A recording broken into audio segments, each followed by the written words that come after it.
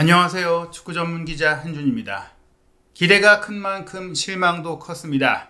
반전이 있기를 바랬지만 엔지 포스테코글루 토트넘 감독은 예견된 문제를 노출하며 레스터 시티와 올 시즌 프리미어리그 개막전에서 실망스러운 무승부라는 성적을 거뒀는데요. 캡틴 손흥민 선수는 경기를 마친 이후 팀을 대표해 가진 인터뷰에서 솔직한 실망감을 토로했습니다.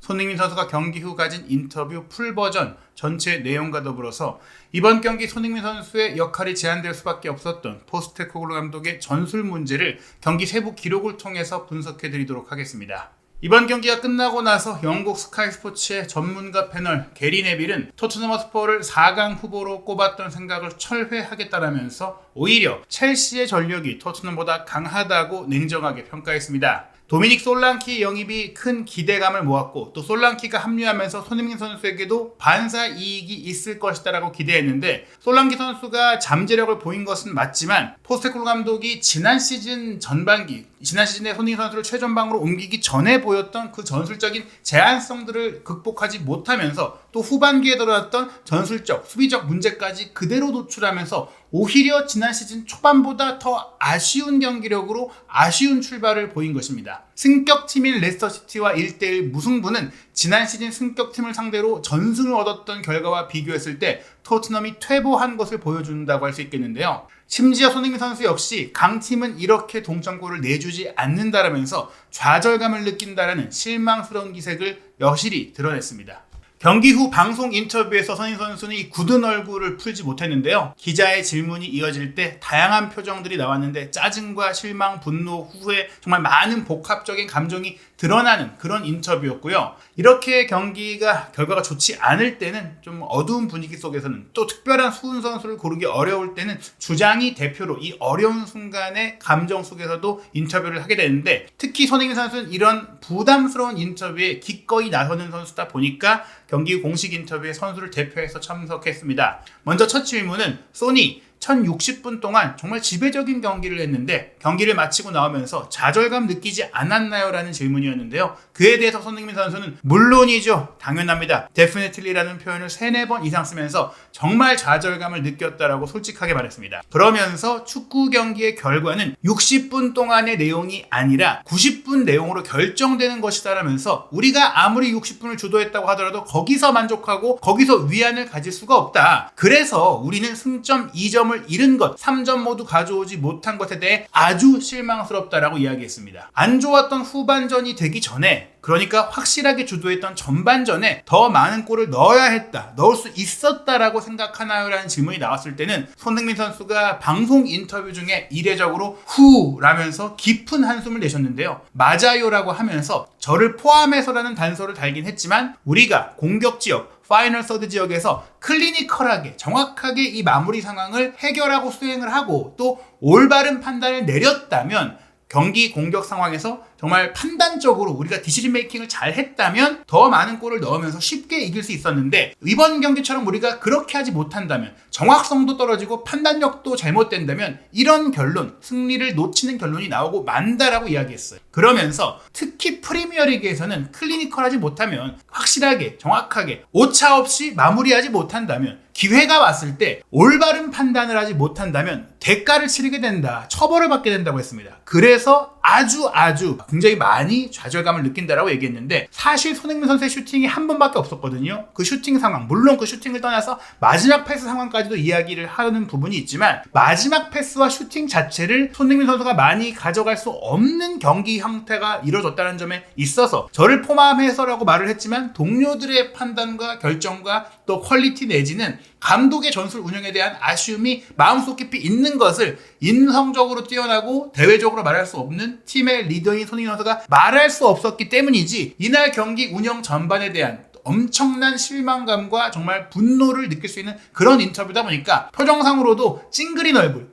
쉽게 보지 못하는 손흥민 선수의 정말 화난 얼굴과 짜증난 얼굴을 볼 수 있는 그런 인터뷰였습니다. 이어서 실점 과정에 대해서 기회를 못 살린 것과 넘어서 수비적인 문제를 질문했는데요. 그렇다면 동점골을 허용했을 때 토트넘은 멘탈적으로 어떻게 지혜롭게 대처할 수 있을까요? 동점을 내줬을 때 다시 앞서갈 수 있는 상황들을 만들어냈어야 되는데 그때 오히려 또 역전골까지 내줄 수 있었던 흐름이 바뀐 상황에 대해 질문을 했는데요. 주장으로서 그런 부분에 대해서는 역시 계속해서 실점을 하든 어떤 스코어이든 우리의 축구를 하고 우리 방식의 플레이를 계속해야 한다고 생각한다면서 지금 포스테코글루 감독이 추구하는 경기 전체, 팀 운영 자체의 철학적 부분은 공감한다고 했습니다. 공격적이고 도전적이고 우리가 지배하는 축구를 추구하는 것은 좋은데 실점을 하고 나서도 우리가 경기를 지배할 수 있는 것이고 또 그럴 수 있었는데 조금 전에 제가 말씀드렸듯이 그런 기회에서 우리가 정확하게 클리니컬하게 마무리하지 못했습니다라고 다시 한번 짚었습니다. 이번 레스터시티와의 경기의 가장 큰 문제는 결정력이었다라고 볼 수 있는데 팀 내 최고의 결정력 내지는 세계 최고의 결정력을 갖고 있는 손흥민 선수가 결정할 수 있는 기회를 만들기 위한 전술적 구조나 패턴과 반복된 훈련이 없다라는 것은 분명히 포스테코글루 감독이 어떤 생각으로 팀을 만들어가고 있는가. 포스테코글루 감독이 공개적으로나 여러 차례 인터뷰에서 팀 내 최고의 퀄리티를 갖고 있는 손흥민 선수에 대한 칭찬과 애정과 또 그런 믿음을 보여왔음에도 불구하고 왜 손흥민 선수를 100% 극대화할 수 있는 전술적 해법을 찾지 못하고 있는가. 고의가 아니라면 능력 부족인 것인지 고민 부족인 것인지 어떤 답을 내놓고 스스로 성찰이 필요한 상황이 아닌가라고 생각이 됩니다. 분명히 포스테코글루 감독이 원했던 흐름은 이런 경기는 아니었을 겁니다. 그러나 그 결과가 지금과 같다면 심지어 그 결과와 양상이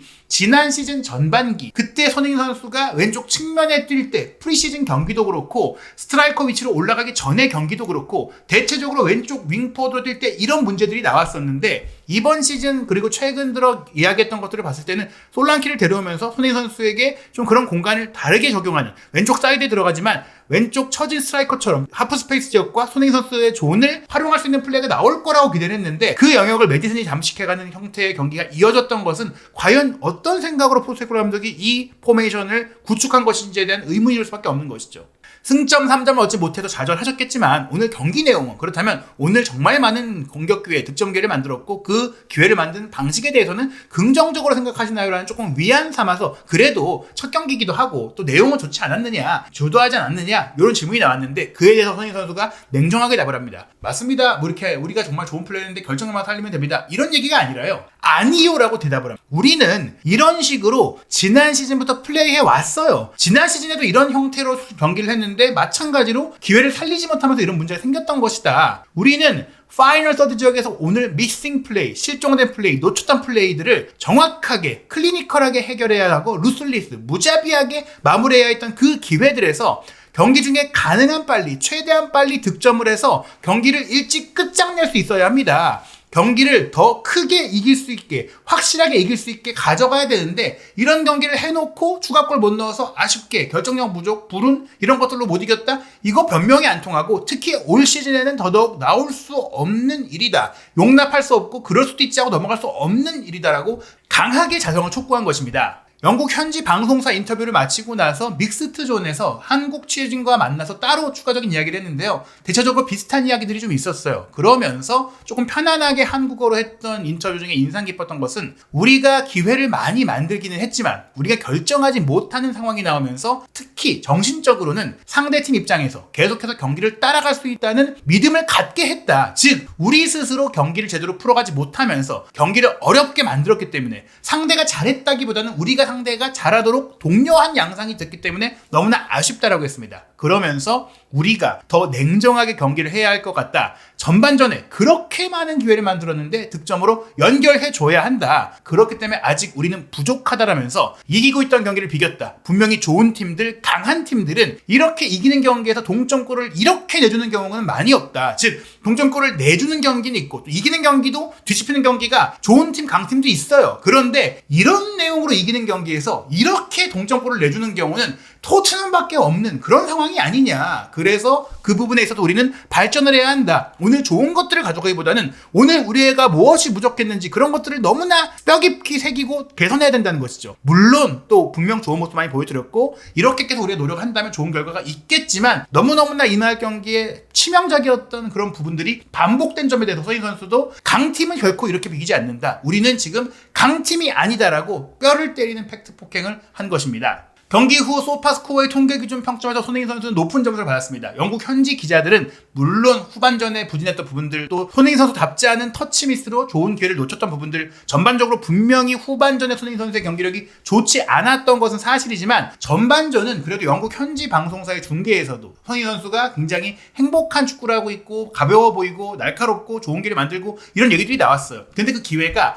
기점이라든지 연결고리만 됐습니다. 메디슨이 키패스를 하고 솔랑키가 해결하는 형태로만 너무 원패턴 공격이 마침표를 찍게 되니까 그러다 보니까 읽혔기 때문에 각이 없고 그래서 결정력이 미진했던 것이다. 상대 골키퍼 헤어만센 선수도 물론 높은 평점 7.6점을 받긴 했지만 슈팅 대부분이 가운데로 쏠렸고 가운데로 쏠렸던 것은 말씀드린 대로 그런 형태의 공격이 예측 가능했기 때문이다. 손흥민 선수가 조금 공격에서 득점할 수 있는 위치로 들어가서 거기서 다변화되는 예측 불허한 어디로든지 갈 수 있는 공격 패턴이 되어야 하는데 너무 일방향적이었다. 이게 아쉬웠거든요. 손흥민 선수의 기록적으로 개인적인 플레이는 7.3점의 평점으로 결코 낮지 않았고 사실 후반전에 특히 아쉬운 모습을 보였던 브레넌 존슨도 전반전에는 좋은 경기를 보이면서 7.4점으로 준수한 평가를 받았거든요. 이런 상황 속에서 토트넘은 경기 개인적인 기록에서 레스터시티 선수들보다 평점이 결코 낮지 않은 경기를 했음에도 불구하고 결과를 가져오지 못한 것은 결국 팀 전체를 제대로 운영하지 못한 감독의 책임이고 후반전에 들어온 선수들의 평점도 루카스 베리발 정도를 제외하면 선발 출전 선수보다 월등히 나은 경우는 전혀 없었고 심지어 더 안 좋은 그 경기력 퍼포먼스가 나왔었거든요. 베리발 선수가 그나마 경합에서나 또 여러 가지 움직임적인 면에서 사르 대신 들어가서 더 효과적인 플레이를 펼친 것은 분명히 뭐 괜찮았지만 또 후반전에 페드로 포로 선수가 부상을 입고 주춤주춤거리고 절뚝이는 상태에서 그대로 기용했던 것도 조금은 이해할 수 없는 판단들이 있었던 것입니다.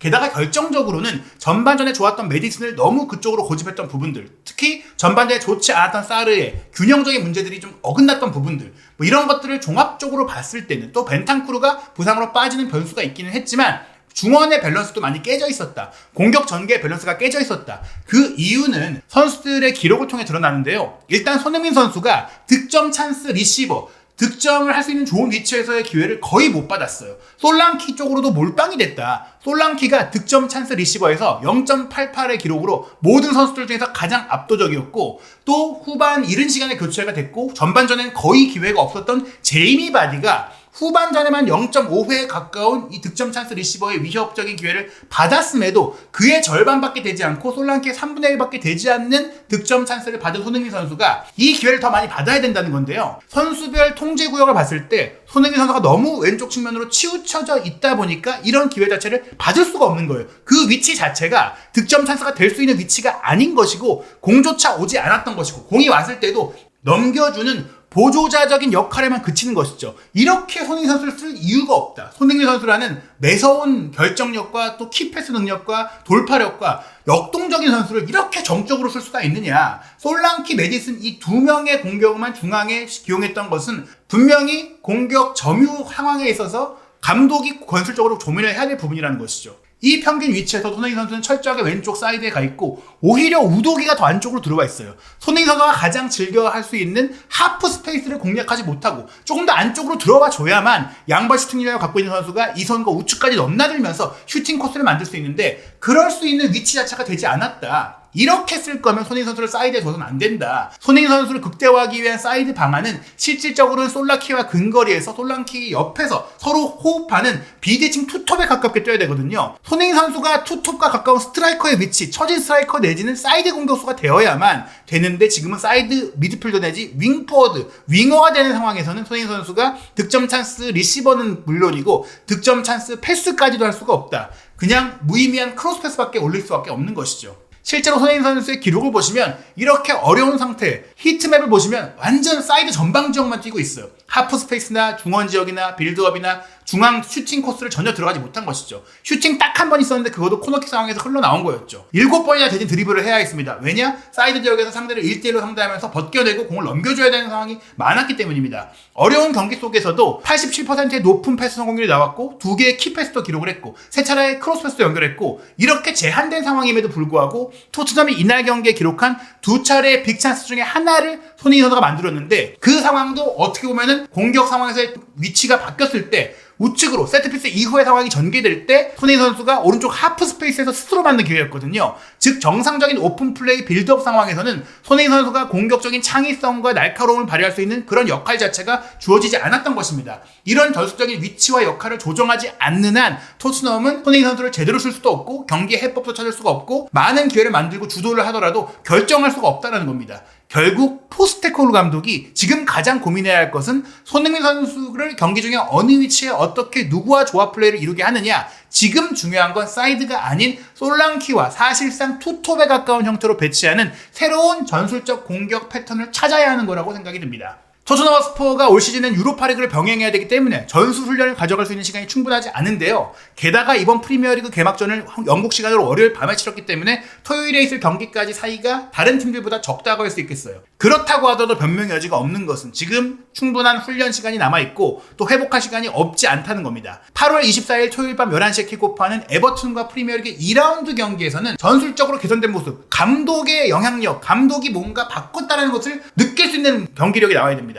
지난 시즌 후반기에 보여줬던 그 반복된 모습들, 물론 솔랑키가 들어옴으로 해서 바뀌었던 부분들이 있고 또 오도베르가 가세할 경우 그로 인해 바뀔 부분이 있겠지만 선수가 바뀌어서 개선된 것뿐 아니라 감독이 선수를 유지한 채에서 이 선수를 극대화할 수 있는 다른 방안도 보여줘야 한다. 무엇보다 우도기와 포로의 인버티드 풀백 형태가 꽤 많이 읽히면서 이제는 공격적 강점이 더 빛나는 게 아니라 수비적 허점만 드러난 상태에 대해서도 전술적인 보완이 필요하고 전술적인 대응법이 필요하다. 게다가 몽고메리 코치를 비롯해서 새로 가세한 코칭 스태프도 그런 아이디어와 의견을 포스테코글루 감독에게 적극적으로 개진해야 될 때라고 생각이 됩니다. 토트넘 허스퍼가 계속해서 이런 상황을 이어간다면 결과가 아닌 내용이 바뀌지 않는다면 올 시즌의 성적에 대한 기대감을 끌어올릴 수 없는데요. 과연 토트넘이 에버튼과의 홈경기 더욱더 극심한 역습 축구를 쓸 이 에버튼을 상대로는 어떤 경기를 펼쳐 보일지 경기 준비 과정 속에 나올 최신 소식과 현지 이야기들 그리고 경기 후 반응과 현지의 평가, 독점적인 현지 컬럼 등 한준TV 구독, 좋아요, 알림 설정은 한준TV가 더욱더 양질의 컨텐츠를 만드는 데 큰 힘이 됩니다. 한준TV 구독, 좋아요, 알림 설정 잊지 말고 꼭 부탁드리겠습니다.